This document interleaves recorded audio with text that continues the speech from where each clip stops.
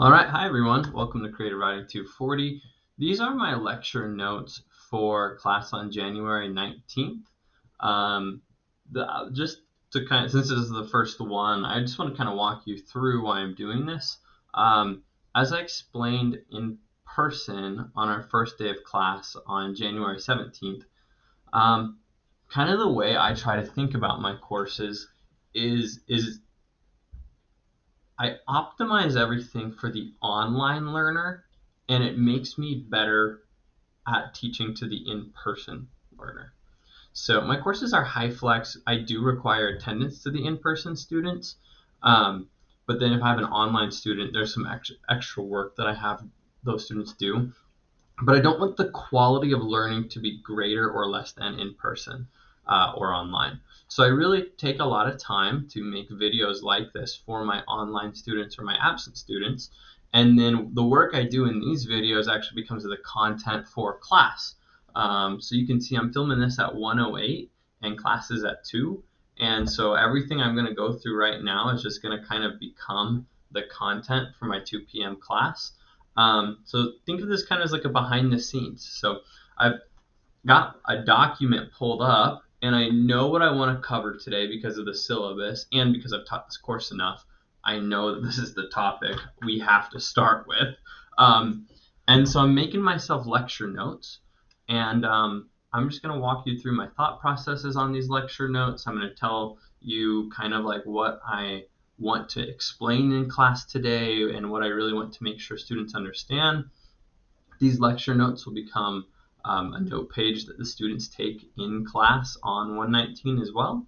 Will be available if you're gone, and if you were absent and you're watching this video, I want you to take notes, right? Easy, simple, take notes with me, and then the assignment will make more sense too. So it's just behind the scenes is really what this is. It's me getting ready for class and telling you what I'm wanting students to learn and what I want you to learn, and I get to be a better teacher out of this too. I get to be ready and rehearsed for class at 2, so it's a win-win in my opinion. All right, enough of that behind the scenes info. We're talking today in class about what I think we have to start with this topic, and it's pacing. Before we pick genres, before we make characters, before we write a single word, we have to talk about pacing. And you might think I'm overblowing this a little bit, but I've taught creative writing to college students. This will be my 4th semester of teaching creative writing to college students, and I've taught it to high school students, and I've taught it to middle school students. So I feel like if I just my experience over the last 6 years or so has led me to believe pacing has to be where we start. I used to just jump right into genres, and then we'd get started with our writing, but the writing would be so poorly paced. I had a hard time enjoying it, and I feel like all the feedback I gave students on their very first writing pieces was all about pacing all the time. And that's true for 7th graders and college students. So if that's the reality that I feel like I always face, I decided why not just start with pacing right up front and make this a skill we hit hard throughout the whole 16 weeks. So what is pacing? Pacing is actually kind of mathematical. You can think of pacing and take these notes. What is pacing in creative writing? It is how much time progresses in story per word or page written. Okay? It's how much time passes in the story for how many words or pages or sentences the reader reads. So it's a mathematical thing in the sense that if everybody read at the exact same speed, if that wasn't a thing that we had fast readers and slow readers, we would go, oh, the character experienced or the characters experienced 2 days in the story versus I read this in 3 chapters, so to speak. So that might be kind of how I think about it. You can think of it in terms of how much time characters experience in the story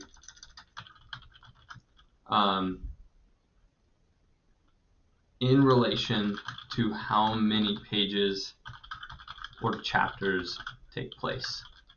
Now, notice that I'm not saying it's how much time the characters experience in light of how much time the readers experience.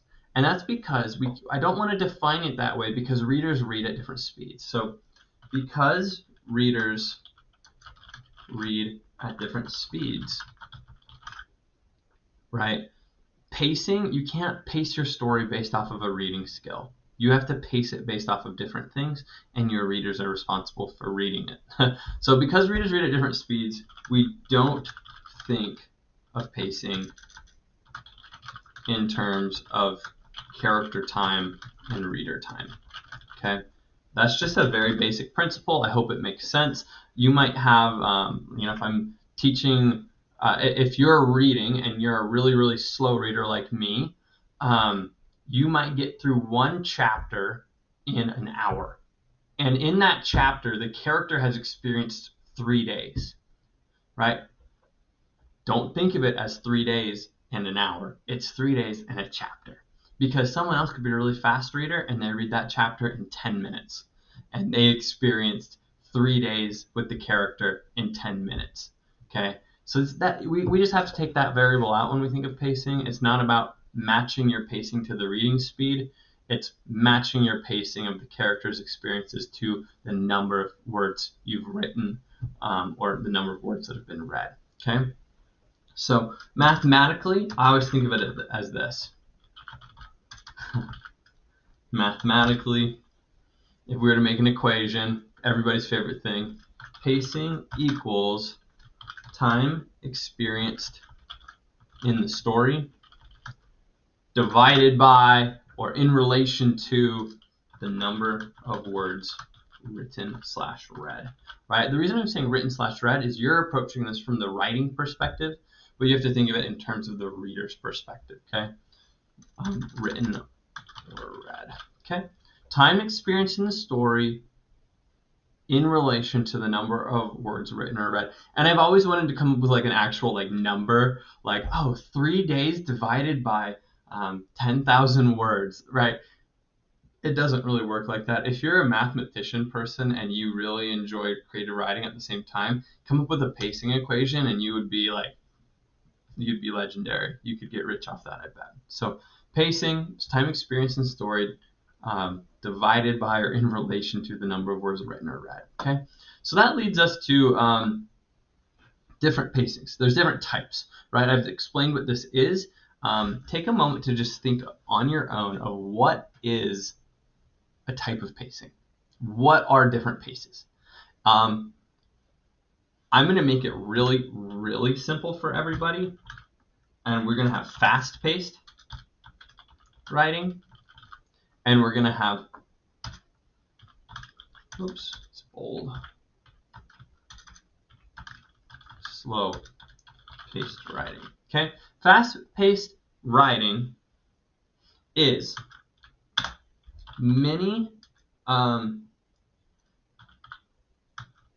minutes, or let's just put it this way: more time occurs in the story. Let me reframe this. Again, this is me figuring out my lecture notes. This is behind the scenes of being a teacher. It is a large quantity of time passes in the story, and we're going to call this like multiple days, or a full day, a week, months, etc. Okay, a large amount of time passes in the story in a chapter or two. Okay, right? That's fast-paced. This happened, then this happened, then this happened, then this happened, then this happened. Boom, boom, boom, boom, boom. Let me give you an example of this, and this is kind of fun.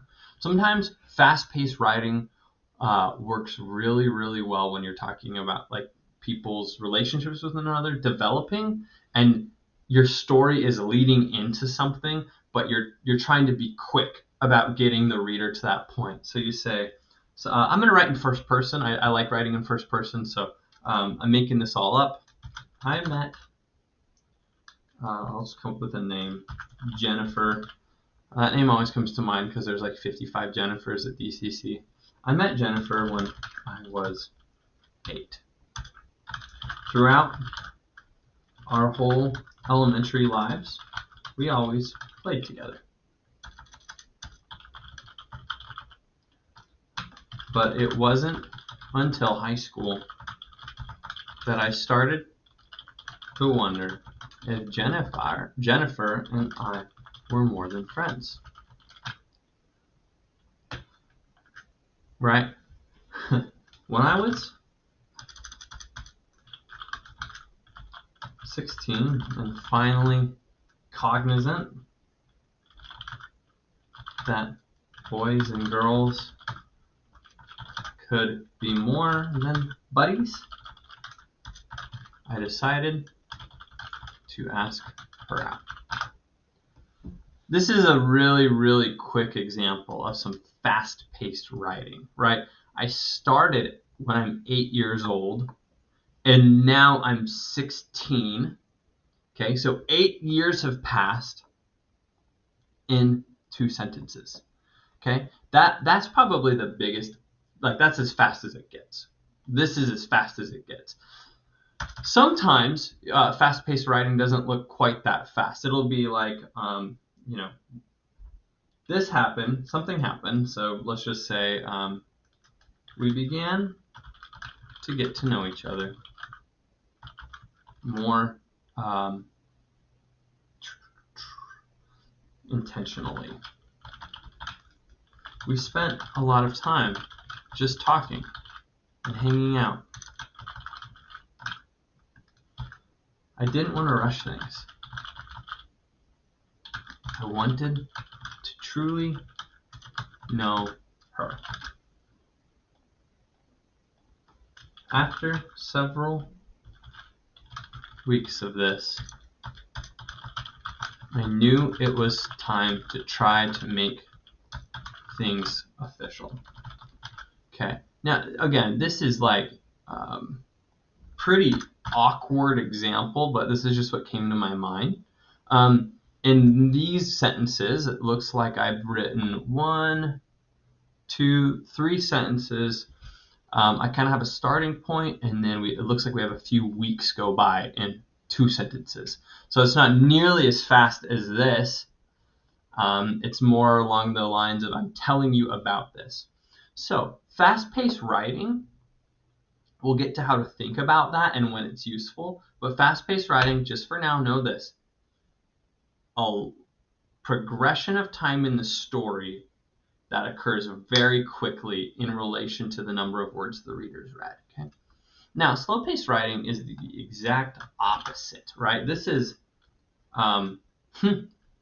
very little or no time passes in the course of a chapter or in the course of several paragraphs at least. Paragraphs or chapters. Okay. And I am just going to show my cards right away. I love slow-paced writing. I am not a fan of fast-paced writing, and I love when things slow down. Slow-paced writing, really, it's all about focusing on a moment or two and describing it in such thorough detail that the reader can start to picture it. Okay, so you're authoring a story at this point where the idea is picturing things, not moving the story. So slow-paced writing, all about picturing. So here's the definition of slow-paced, or an example. The fields of snow glistened as I looked. There was a bird perched in a tree, singing a melody that was indiscernible, yet full of meaning somehow. Jennifer and I had been through so much.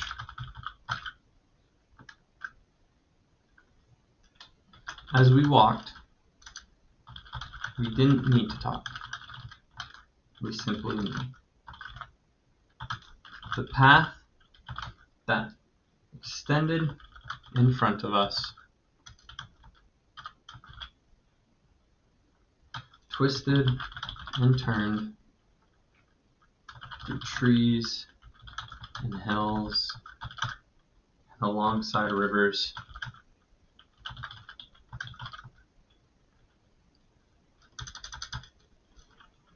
And yet we knew every inch perfectly from so many walks before. This time, though, is different. Okay, so now I've slowed down my writing. This is creating an image in your head that you can see. I've slowed down the pace and I've really focused on description and adding key details to my writing.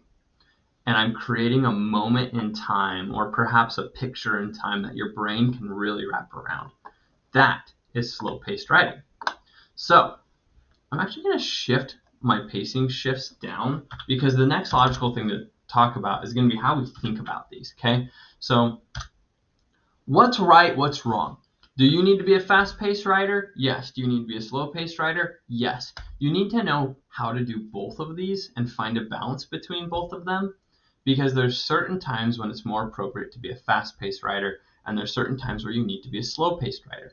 However, as I've already showed, my hand a little bit, I really prefer slow writing. Not because I want to read a story that's slow-paced, but because as a writing instructor, I've been around so many students that write fast-paced more naturally, and we have to be very deliberate about slowing, okay? So here's how to think about pacing. When to be fast-paced. Fast-paced writing is useful in the following situations. When you are catching readers up, okay?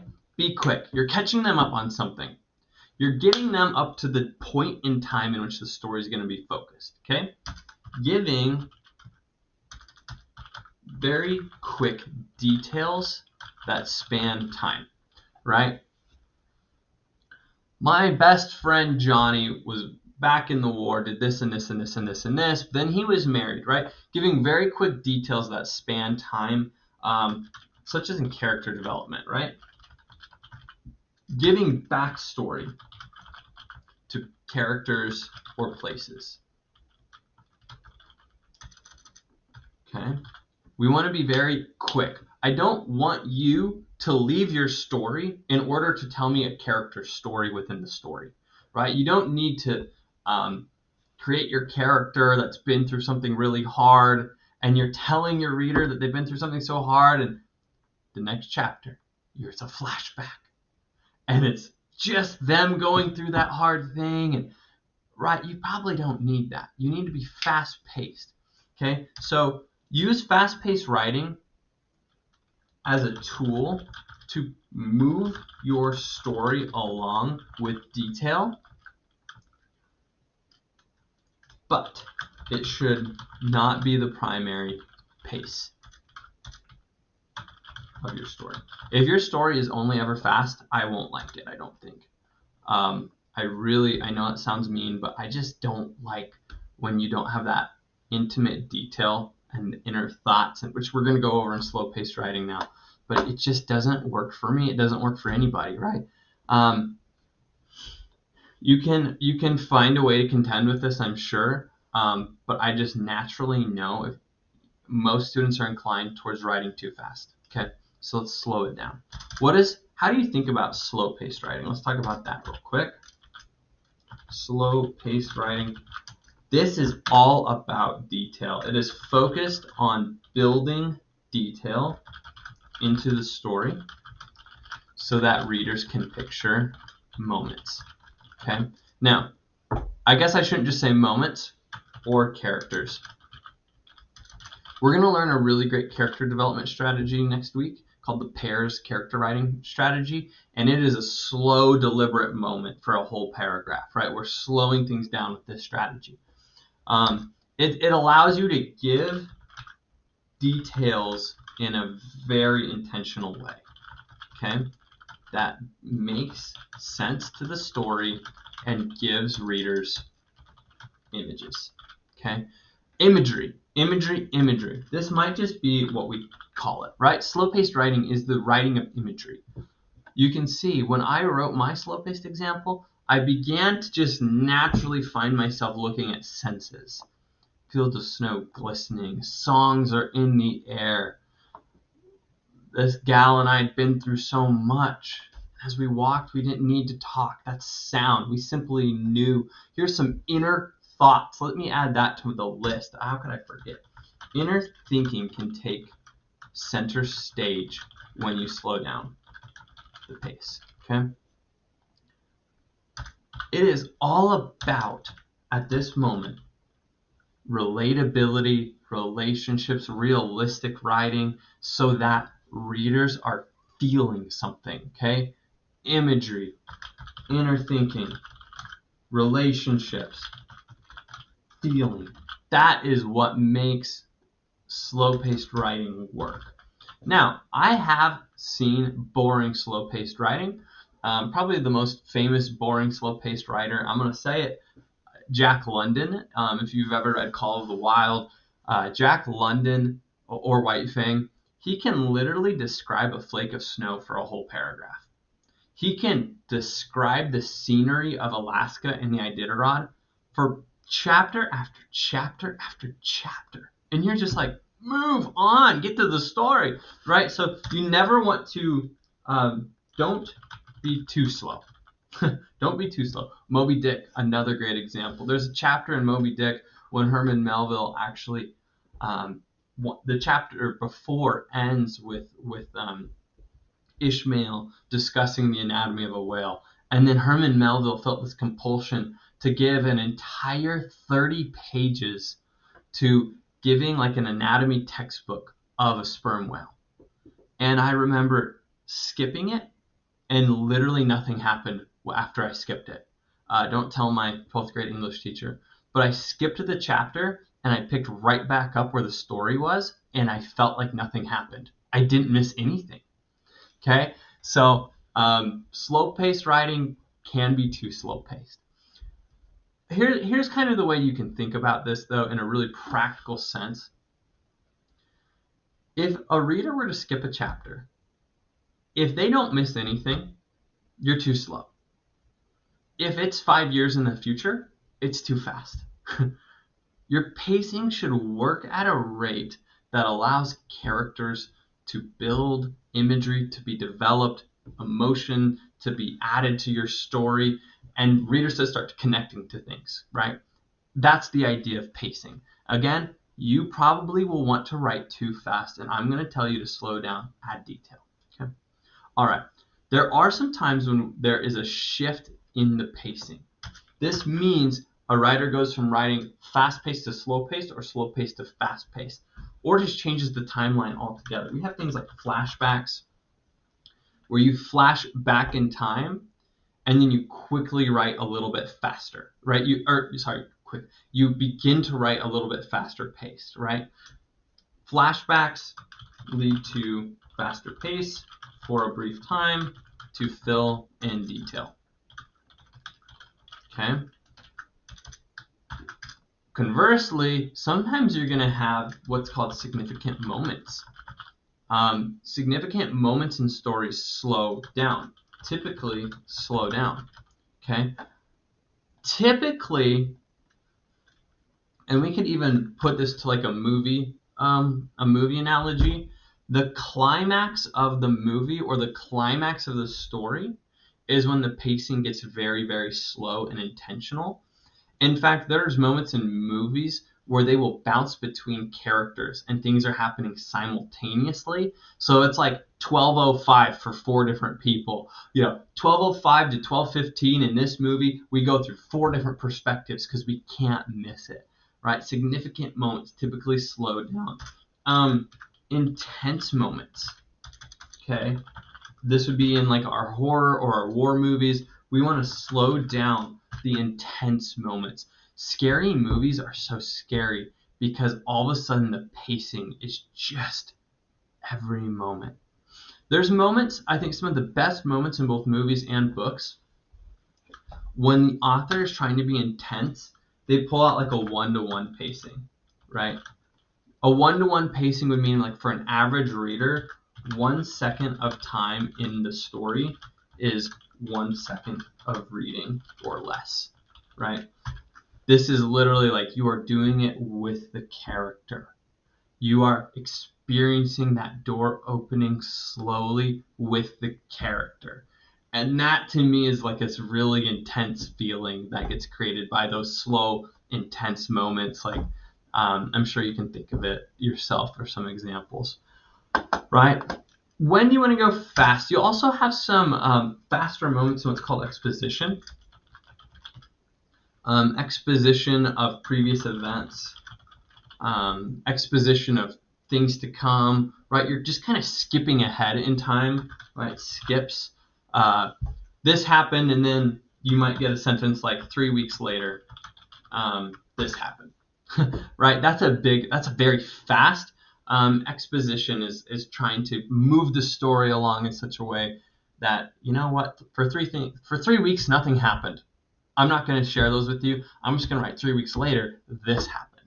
Okay? So to preserve kind of the rumble of the story, or to preserve the romance of the story, or to improve the joy of the story, you will sometimes skip so that you don't have boring moments, if that makes sense.